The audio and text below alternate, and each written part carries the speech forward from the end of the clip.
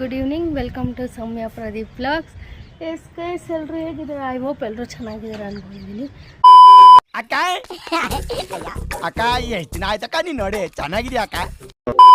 So ನಾವು ಮನೆಯಲ್ಲಿ ಪೂಜೆ ಮಾಡಿ ರಾಯರ ಮಠಕ್ಕೆ ಹೋಗ್ತಾ ಇದ್ದೀವಿ, ನಾನು ಜಯಶುಮಾ ಮತ್ತು ಪ್ರದೀಪ್.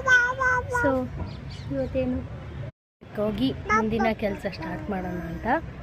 ಸೊ ಗೈಸ್, ನಾನು ಪ್ರದೀಪ್ ಬರೋಕ್ಕೆ ಮುಂಚೆ ನಾನು ಹೇಳ್ತೀನಿ, ಆಫ್ಟರ್ ಲಾಂಗ್ ಟೈಮ್ ಕೆಲಸಕ್ಕೆ ಹೋಗ್ತಾ ಇದ್ದೀನಿ.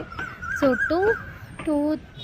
ಟೂ ಇಯರ್ಸ್ ಆಯ್ತಮ್ಮ ಕೆಲಸ ಬಿಟ್ಟು ನಾನು 2.5 ಇಯರ್ಸ್ ಆಗಿತ್ತು.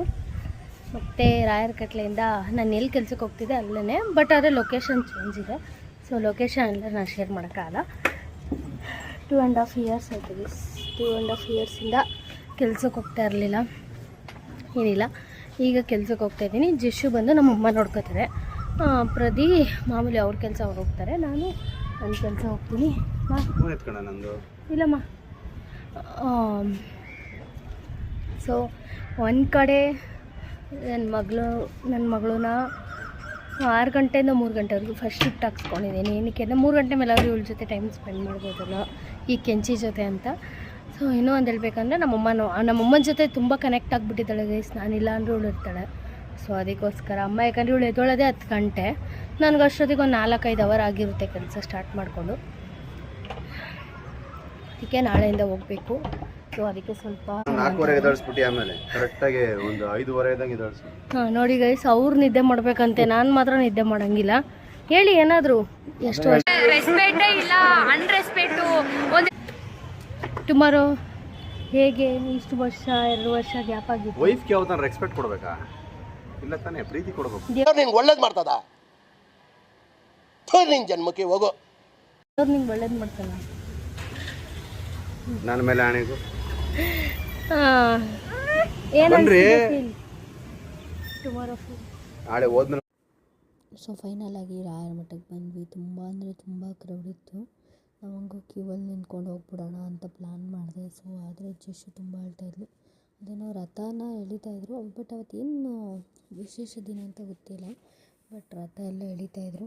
ಸೊ ಇವಾಗ ನೀವು ನೋಡ್ಬೋದು, ಬೇಕಾದ್ರೆ ರಾಯರ ರಥ ಬರ್ತಾಯಿದೆ, ನೋಡಿದ್ರಲ್ಲ. ಸೊ ಅಲ್ಲಿ ಕಾಣ್ತಾನೆ ಇರಲಿಲ್ಲ. ಹಂಗೂ ಪ್ರದಿನ ವೀಡಿಯೋ ಮಾಡ್ಕೊಳ್ಳಿ, ಮೇಲೆ ಹೋಗಿ ಒಳಗಡೆ ಅಂತ ಹೇಳ್ತಾಯಿದ್ದೆ. ಪ್ರದಿ ಹೇಳ್ತಾರಿಲ್ಲ, ಬೇಡ ಲೇಟಾಗುತ್ತೆ. ಜಶು ಬೇರೆ ಮಲ್ಕೋತಾ ಇದ್ಲು ಅದರಿಂದ. ಸೊ ಏನು ಮಾಡೋಕ್ಕಾಗೋದಪ್ಪ ಅಂತ ಯೋಚನೆ ಮಾಡುವಾಗ ನಮ್ಮನೆ ಹತ್ರ ಇರೋ ದೇವಸ್ಥಾನ ನೆನಪಾಯಿತು, ರಾಯರ ದೇವಸ್ಥಾನ.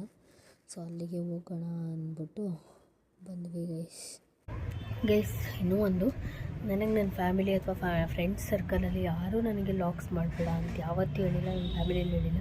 ಕೆಲವೊಬ್ರು ಹೇಳ್ತಾರೆ, ಇಲ್ಲ ನೀನು ಮಾಡ್ತಿದ್ದೀಯ, ಚೆನ್ನಾಗಿ ಮಾಡು, ಎಡಿಟಿಂಗ್ ಎಲ್ಲ ಚೆನ್ನಾಗೇ ಮಾಡ್ತೀಯ, ಏನಕ್ಕೆ ಬಿಡ್ತೀಯ? ನಂಗೆ ಅನ್ಸ್ಬಿಡುತ್ತೆ ಒಂದೊಂದು ಸಲ ಈ ಲಾಗ್ನೇ ಸ್ಟಾಪ್ ಮಾಡಿಬಿಡೋಣ ಅಂತ. ಸೊ ಕೆಲವೊಂದು ಟೈಮಲ್ಲಿ ಎಲ್ಲರೂ ಹೇಳ್ದಾಗ ಅನಿಸುತ್ತೆ, ನಾನು ಅಷ್ಟು ಎಫರ್ಟ್ ಹಾಕಿ ಮಾಡ್ತಾಯಿದ್ದೀನಲ್ಲ ಅಂತ. ಇನ್ನು ಕೆಲವೊಬ್ರು ಇದ್ದಾರೆ ಗೈಸ್, ಅಪ್ಪ ಅವ್ರನ್ನ ನಾನು ಹಿಂಗೆ ಮಾತಾಡ್ತಾರೆ ಅಂದರೆ, ಲಾಗ್ ಮಾಡೋದೇ ಏನೋ ಕೆಟ್ಟದ್ದು ಅನ್ನೋ ಥರ. ಏನು ಎಲ್ಲ ವೀಡಿಯೋ ಮಾಡಾಕ್ತೀಯಾ, ಅಲ್ಲಿ ಇಲ್ಲಿ ಸುತ್ತೀಯಾ, ನನ್ನ ಇಷ್ಟ, ನನ್ನಿದು, ಏನಕ್ಕೆ ನೀವು ಎಲ್ಲದಕ್ಕೂ ನನಗೆ ಒಂಥರ ಚುಚ್ಚಿ ಮಾತಾಡ್ತೀರಾ? ನನ್ನ ಇಷ್ಟ, ನನ್ನ ಲಾಗ್ ನಾನು ಮಾಡ್ತಾಯಿದ್ದೀನಿ. ಯಾರ ಹತ್ರನಾರು ನನ್ನ ಫೋನ್ ಇಲ್ಲ, ನಿಮ್ಮ ಫೋನ್ ಕೊಡ್ರಮ್ಮ ಲಾಗ್ ಮಾಡಬೇಕು ಅಂತ ಕೇಳ್ತೀನ. ಆಮೇಲೆ ನೋಡಿಬಿಟ್ಟು ಒಂಥರ ಕಾಮಿಡಿ ಮಾಡ್ಕೊಂಡು ಆಗೋದು. ನೀವು ಅಷ್ಟಿದ್ರೆ ನೀವು ಮಾಡಿ.